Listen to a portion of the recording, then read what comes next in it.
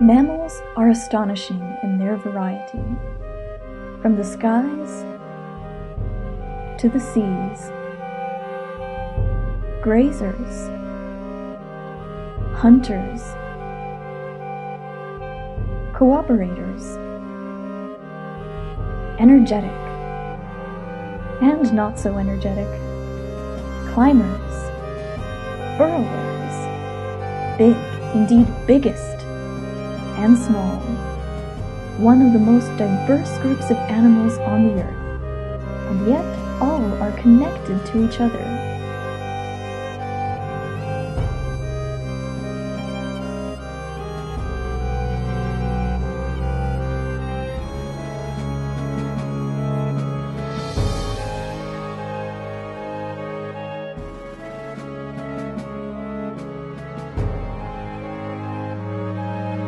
"28 orders, 153 families, 1,200 genera, in total some 5,500 species, including ourselves. All united in a single class representing our origin from one common ancestor. And even that ancestor was only the most recent in a long lineage stretching back into the depths of time on a scale so large as to be incomprehensible to the human mind. This is the story of our ancestors and their multi-million-year journey.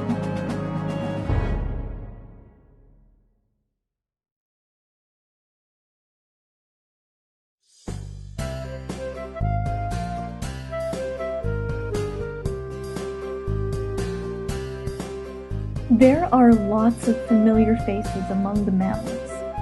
As mammals ourselves, this is probably the animal group with which we are most familiar, scientifically and intuitively. It's easy for us to see elements of ourselves in other mammals, especially our closest relatives. Many of the characteristics that we find pleasing in other organisms, like big eyes, fuzziness, motherly care, and playfulness, come from a mammalian bias. This inherent familiarity is a product of the close evolutionary relationship we as humans have to all other mammals. The biological similarities we share amongst ourselves are also the reason mammals are one of the most scientifically well understood groups of organisms. Living mammals fall into 6 major groupings: the monotremes, the marsupials, and the placentals, which contain 4 major groups: Xenarthra, Afrotheria, Laurasiatheria, and Euarchontoglires. We'll discover the basis of these groupings later. But what about the group Mammalia itself? What exactly is a mammal in the first place?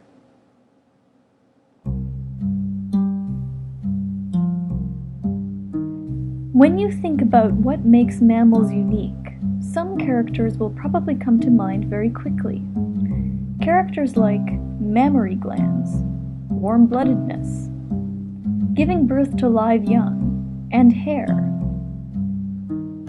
But monotremes like the platypus are also mammals, and they don't have mammary glands, not with nipples like all the other mammals anyway, and they also lay eggs.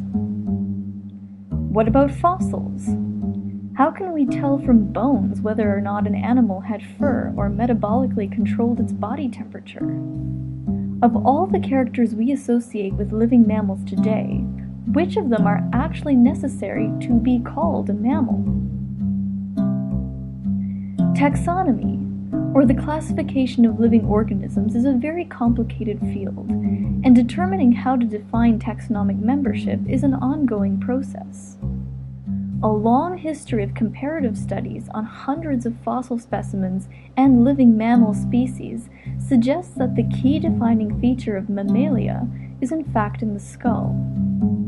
If you're a member of class Mammalia, you almost certainly have a middle ear composed of 3 small bones or ossicles, the malleus, incus, and stapes.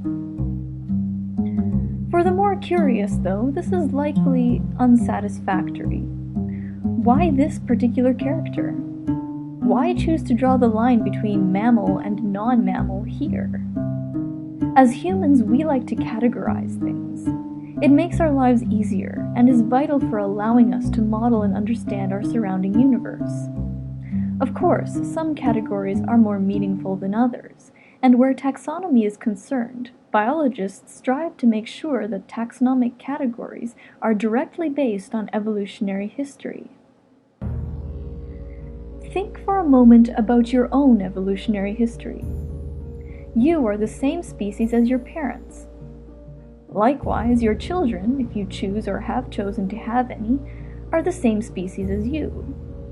This is intuitively obvious, but remember that all of your ancestors, going back to the very first forms of life on Earth, can also make this claim.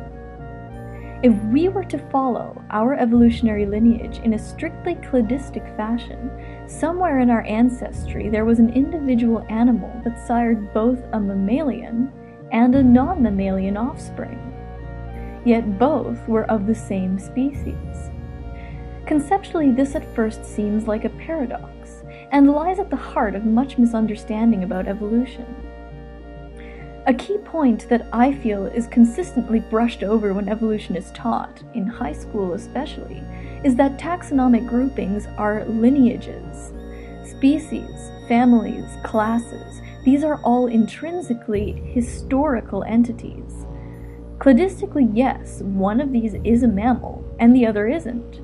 But that difference is only evident in hindsight.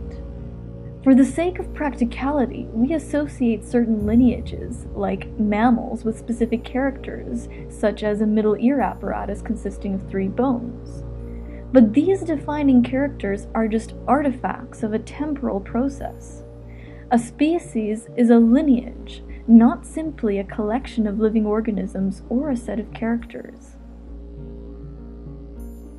If we had a very powerful time machine, we could track the ancestry of every organism on the Earth and physically draw the tree of life as one giant pedigree. And with that level of knowledge, perhaps we wouldn't need taxonomic categories. But we don't have a time machine, so all we have are the organisms around us, and fossils of course, to observe and give us clues. Taxonomy and the reconstruction of phylogeny are really just sophisticated tools for approximating evolutionary history, and by using characters to aid our classification schemes, we can infer common ancestry in a collection of organisms. Essentially, it's this working backwards approach, which we have no choice but to use, that can often lead to the misunderstanding that we are in fact defining evolutionary lineages by their features, not simply using features to hypothesize lineage.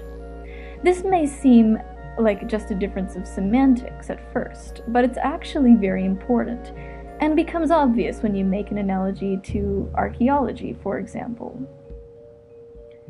Thus, at a lineage's inception, especially if that lineage is old, the organisms often don't resemble all, or indeed most, of their descendants.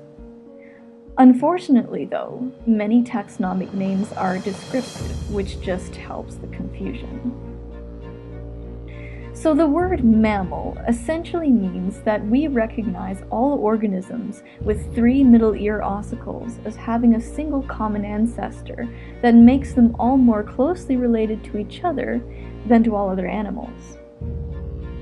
The importance of these ear bones, which at this point may seem trivial, will become clear as we journey back in time and become more familiar with some of the earliest mammals and their closest non-mammalian relatives. First, we acknowledge that mammals are vertebrates, and share this membership with all other animals that have a backbone and spinal column. Mammals are also tetrapods, which include all vertebrates that have a 4-limbed ancestral condition, and with this junction we diverge from most of the fishes, the jawless fish, cartilaginous fish, ray-finned fish, and the lobe-finned fish. Mammals are also amniotes, which are tetrapods that have a terrestrially adapted egg. This egg has several specialized tissue layers that prevent it from drying out of the water and protect and nourish the embryo through a long developmental period. The newborn resembles the adult, and there's no larval stage, so it's at this junction that we diverge from amphibians. In geological time, this has brought us from the Cambrian period through most of the Paleozoic era to the late Carboniferous period, just over 300 million years ago.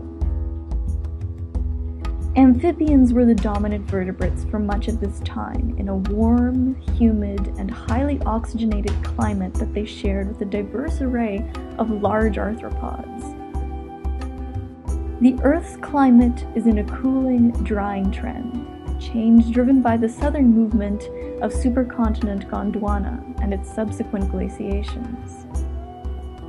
This trend devastated many of the tropical biomes, resulting in the deposition of coal forests in a geological event known as the Carboniferous rainforest collapse. This cooling, drying trend was likely a major selective pressure contributing to the evolution of amniotes, which split into two major lineages at the end of the Carboniferous. These were the early Synapsids, the ancestors of all extant reptiles, birds, and dinosaurs, and the early Synapsids, the ancestors of mammals. Synapsids experienced a large radiation after the Carboniferous rainforest collapse, expanding into the drier climates less accessible to amphibians and arthropods. But until the onset of the Mesozoic era, they were not the dominant vertebrates in their ecosystems. In the late Carboniferous, that distinction belonged to a group of synapsids called the pelycosaurs. Synapsids are distinguished from other amniotes by an opening in the temporal region of the skull behind the eye. This is a modification related to adaptations in jaw musculature that improve bite force. Pelycosaurs were a successful group that occupied a wide variety of ecological niches and included both carnivores, like the famous Dimetrodon, and herbivores, like the Cassiids. These animals would have been rather reptile-like to look at. Like the other amniotes of the time, they laid eggs, and were unable to metabolically maintain stable body temperatures. They did not have hair, but instead had osteoderms and horny scutes. These are bony dermal structures that resemble lizard scales, but which are different anatomically. Crocodilians and birds, in fact, have dermal scutes, as do some living mammals like rodents and armadillos. Like many living sauropsid reptiles, they also had a separate skull roof that lay over top the upper jaw and inner brain case, attached to them mostly through musculature. This configuration reflects the ancestral fish skull, where jaws are derived from the first gill arch, and where the jaws are anchored to the skull by the hyomandibular, derived from the second gill arch. The slit between these two arches is present as the vestigial spiracle in many sharks, and is homologous with the middle ear cavity in amphibians and amniotes.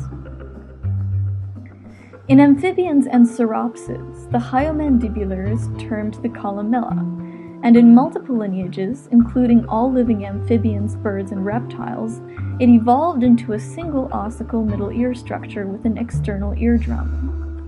Restructuring of the jaw in these lineages made its function as a supporting element redundant and facilitated its co-option into the hearing apparatus. During the time of the synapsid pelycosaurs, however, the hyomandibular was still a jaw support structure. In the synapsid lineage, this bone is termed the stapes, and because of its functioning in the jaw, it wasn't involved in hearing like it is in living mammals. So pelycosaurs probably weren't very good at hearing, but some lineages may have developed external tympanic structures to provide some measure of sound perception, a rudimentary approximation of the external eardrum that we can see in living amphibians. Though mammalian evolution began, as it did with all organisms, at the first forms of life on Earth, their unique divergence started with the synapsids. In the next episode, we'll focus on a special group of synapsids, a lineage that experienced a most profound evolutionary transition.